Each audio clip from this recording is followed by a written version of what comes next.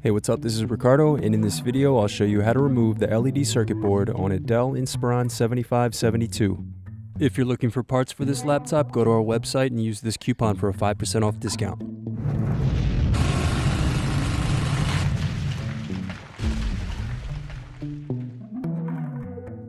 First unscrew, then remove bottom base.